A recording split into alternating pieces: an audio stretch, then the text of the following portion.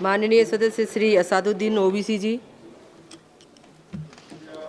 मोहतरमा चेयरमैन साहिबा, मैं शुरुआत में अपनी तरफ से ताज़ियत पेश करना चाहूँगा उन 26 लोगों को जिनका नाम पूछकर और मुसलमान नहीं होने के नाते पर उनको गोली मारकर कत्ल कर दिया गया।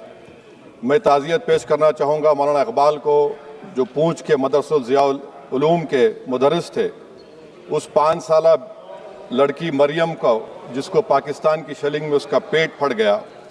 मैं ताज़ियत पेश करना चाहूँगा मैडम ज़ैन अली और उर्वा फातिमा, हिंदू जुड़वा भाई बहनों को जिनकी उम्र 14 साल थी, लांस नायक दिनेश कुमार को, बीएसएफ के सब इंस्पेक्टर मोहम्मद इम्तियाज़ को। मैं शुक्रिया अदा करना चाहूँगा कश्मीर की आवाम का कि उन्होंने पहलगाम के वाक़े के बाद मस्जिदों से ऐलान किया मजम्मत का, बग़ैर किसी के बोलने पर रोड पर निकलकर उन्होंने पाकिस्तान से आए हुए दहशतगर्दों की मजम्मत की। मैं मुबारकबाद देता हूँ हमारी मुसल्लह अफ़वाज को कि उन्होंने एक अजीम कुर्बानी पेश की और बहादुरी के साथ ऑपरेशन सिंदूर में भारत को कामयाबी दिलाई। मैं मुसल्लह अफ़वाज ने पहले 9 दहशतगर्द ठिकानों पर उनको निशाना बनाया और सबसे मेरी नज़र में जो दहशतगर्दी के दिल पर हमला हुआ वो भावलपुर का था और 6 एयरफील्ड, 3 हैंगर और 2 रनवेज को हमने तबाह किया। बाद में ऑपरेशन सिंदूर की कामयाबी की एक अहम वजह यह थी मैडम कि मुल्क में इत्तेहाद और इत्तेफाक पैदा हो गया था, एक यूफोरिया पैदा हो गया था, मगर अफसोस कि हुकूमत ने उसका फ़ायदा नहीं उठाया। मैं आज भी कह रहा हूँ, जिम्मेदारी के साथ कह रहा हूँ कि पाकिस्तानी फ़ौज, पाकिस्तान की ISI, पाकिस्तान का डीप स्टेट, उनका हयाती मकसद ये है कि हमेशा भारत को कमज़ोर किया जाए और अगर हमको इन ताकतों को कमज़ोर करना है तो देश में इत्तेहाद और इत्तेफाक को बरकरार रखना पड़ेगा। अगर हम बुलडोज़र के ज़रिए या फिर लिसानी जबर के ज़रिए या मजहबी फ़िरक़ा परस्ती के ज़रिए अक़लियतों को निशाना बनाएंगे तो हम खुदा ना खास्ता उन पड़ोसी मुल्क के दहशतगर्द तंजीमों को कहीं कामयाब ना हो जाए। मैडम, मैं आपके सामने ये भी कहना चाहूँगा कि इत्तेहाद और इत्तेफाक इस मुल्क में जब मजबूत होगा तो हमको बैनुल-अक़वामी सतह पर दिखाने की ज़रूरत नहीं पड़ेगी।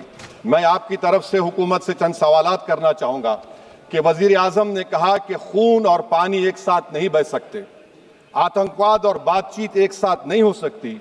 तो मेरा सवाल आपके ज़रिए से वज़ीर आज़म और हुकूमत से ये है, फिर जिन इंसानों को बैसारा की वादी में मारा गया था, क्या आपका ज़मीर इस बात की इजाज़त देता है कि आप ट्रेड बंद कर दिए, पाकिस्तान का एयरक्राफ्ट हमारे एयर स्पेस में नहीं आ सकता, उनकी कश्ती हमारे पानी में नहीं आ सकती, ट्रेड ख़त्म हो चुका है डायरेक्ट इनडायरेक्टेड, आपका ज़मीर जिंदा क्यों नहीं है?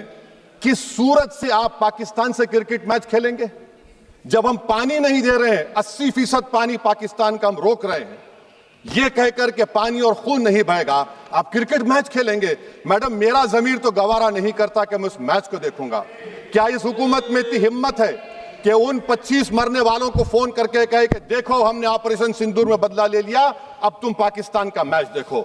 बड़ी अफसोस की बात है मैडम, अकाउंटेबिलिटी किस पर है? पहलगाम किसने किया? 7.5 लाख हमारी फौज और सेंट्रल पैरामिलिट्री फोर्स है, ये कहां से 4 चूहे घुसकर हमारे भारत के नागरिक को मारे? अकाउंटेबिलिटी किस पर फिक्स होगी? LG पर फिक्स होगी तो LG को बरतरफ करिए, IB पर आती है तो एक्शन लीजिए, पुलिस पर आती है तो एक्शन लीजिए, मगर आप ये समझ रहे हैं कि ऑपरेशन कर दिया और हम खामोश लोग भूल जाएंगे। अकाउंटेबिलिटी फिक्स करना पड़ेगा। मैडम, डिटरेंस आपकी क्या है? आपने सर्जिकल स्ट्राइक किया, आपने बालाकोट किया, फिर ये पहलगाम हुआ, तो आपकी डिटरेंस की पॉलिसी नाकाम साबित हुई, कश्मीर की पॉलिसी नाकाम साबित हुई, 370 हटा दिया आपने एक रियासत को UT बना दिया और उसके बावजूद भी दहशतगर्द वहां पर पहुंच गए। तो और अफसोस मुझे इस बात का होता है मैडम कि पाकिस्तान को हम जानते हैं, पाकिस्तान और इजराइल इस पूरी दुनिया में एक फेल्ड स्टेट है और पाकिस्तान के आर्मी चीफ को, जिससे हमारे स्ट्रेटेजिक रिलेशनशिप, इसको अपना दोस्त कहते हैं, उस देश का प्रेसिडेंट उस शख्स को बुलाकर खाना खिलाता है अपने साथ जिसके भाषण से हमारे लोग मारे गए थे। तो क्या आपकी खारजा पॉलिसी कामयाब हुई? आप देख लीजिए। अच्छा, हमारे देश में एक ऐसी तंजीम है जिसका वजूद नफरत की बुनियाद पर और मजहबी अज़वियत को फैलाने के लिए बनाया गया। उनको तकलीफ है सेकुलरिज्म से, सोशलिज्म से, मगर हमारे संविधान के प्रियम्बल में लफ्ज सॉवरेन है। सॉवरेन का मतलब यह है कि हम खुद मुख्तार हैं, हम हाकिम आला हैं, हम अपने मुल्क के मुकद्दर का फैसला करेंगे। एक गोरा व्हाइट हाउस में बैठकर भारत की सीज फायर का ऐलान करेगा? यह आपका नेशनलिज्म है? अफसोस होता है मुझे सर। मैडम मैं आपसे पूछना चाह रहा हूं कि अगर एक चचा सैम ऐलान कर रहे हैं तो हमारी फौज पर क्या असर पड़ा होगा? हमारे उन पायलटों पर क्या असर पड़ेगा जो नहीं मालूम कितनी ऊपर आसमानों पर भारत की हिफाजत कर रहे हैं? वो नेवी का सिपाही जो समंदर में खड़ा हुआ है, उसको यह नहीं मालूम हो रहा है कि मेरा प्रधानमंत्री ऐलान नहीं किया, एक गोरे ने ऐलान किया। बड़ा ये आपके कैसा होगा ये? मैडम मेरा सवाल हुकूमत से यह भी है कि हम कोई एडवर्सेरियल कंट्री नहीं है अमेरिका के लिए, हम दोस्त हैं, स्ट्रेटेजिक रिलेशनशिप है। क्या क्या एग्रीमेंट हमने साइन नहीं किया, तो क्या ये दोस्ती निभा रहे हैं? मैडम मैं हिस्टोरिकल एग्जांपल दे रहा हूं, क्रुश्चेव और टीटो। क्रुश्चेव ने दबाव डाला, टीटो ने कहा मैं नहीं मानता, मैं नैम ज्वाइन करूंगा। मैडम फ्रांस और यूएसए, डिगोल को जब यूएसए ने दबाव डाला तो डिगोल ने कहा कि तुम दोस्त हो मगर हमारी खारिजा पॉलिसी आजाद ना है। मैडम वहीं पर आप देखिए गुजराल साहब, जिसको कहते सबसे कमजोर थे, वजीर आजम थे, उन्होंने बहादुरी का मजारा किया, रिफूलिंग करने नहीं दिया। वियतनाम 20 साल यूएसए से लड़ा मगर झुका नहीं, और हम उनको बोल भी नहीं पा रहे, हम तो कोई दुश्मन मुल्क तो नहीं है अमेरिका के, ये आपको समझने की जरूरत है। और मैडम यहां पर वजीर खारजा ने कहा वो चीन गए, डिप्टी चीफ ऑफ स्टाफ ने कहा कि चीन के इक्विपमेंट एक लाइव लैब था हमारे उनके लिए। क्या आपने कहा चीन को कि तुमने क्यों दिया पाकिस्तान को हथियार? आप नहीं कहे। और मैडम आप जानते हैं कि रक्षा मंत्री ने कहा कि स्विफ्ट एंड प्रोपोर्शनेट, तो फिर जो इंडोनेशिया मिलिट्री अटैचे ने कहा कि हमको कहा गया मत मारो, हम सेल्फ डिफेंस में भी नहीं मार सकते थे पाकिस्तान को। और अगर आप ट्रंप के बयान को गलत कह रहे हैं कि 5 एयरक्राफ्ट नहीं गिरे, मैं यकीन करता हूं आपकी बात का, आप हमारे पायलट्स को कमेंट करिए ना, हमारे पायलट्स को कमेंट करिए कि हम अपने पायलट्स की तारीफ करते हैं, आप वो भी नहीं करना चाहते।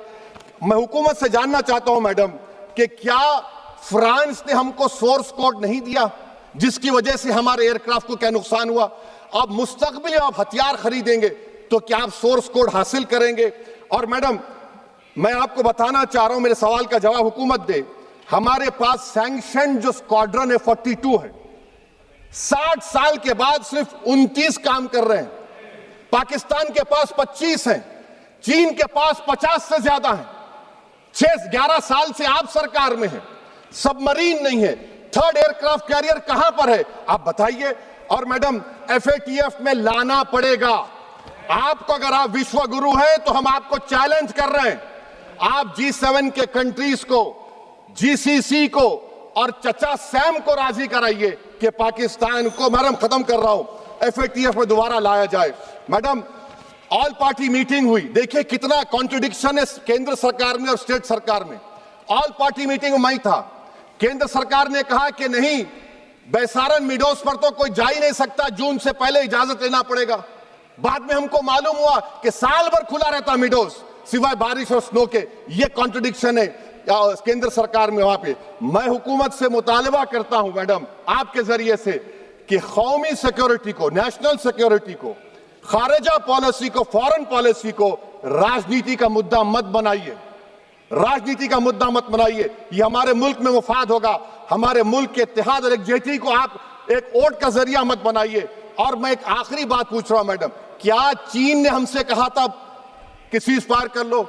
और कैसे पाकिस्तान ने हमारे पायलट्स की बातों को सुना कि हमारा कम्युनिकेशन एनक्रिप्ट नहीं है? मैडम आखिर में मैं अपने शेर से इस अपनी बात को खत्म करूंगा कि अपने ही हाथों से सर अपना कटाना है हमें, मादर हिंद पे भेंट चढ़ाना है हमें, किस तरह मरते हैं एहरार वतन भारत पर, ये तमाशा है जो दुनिया को दिखाना है हमें।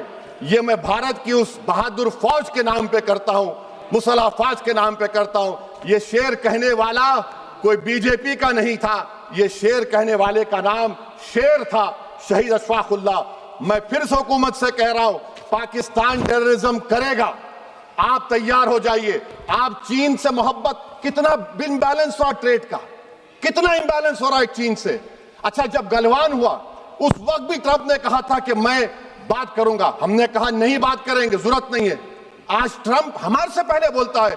इज्जत नफ्स भी कोई चीज होती है, इख्तिदार में कोई यहां रहेगा कोई वहां रहेगा, मगर इख्तिदार में इकबाल होना चाहिए। बदबख्ती की बात यह है कि आपने इकबाल को खो दिया। बहुत बहुत शुक्रिया। माननीय सदस्य श्री के फ्रांसिस जॉर्ज जी।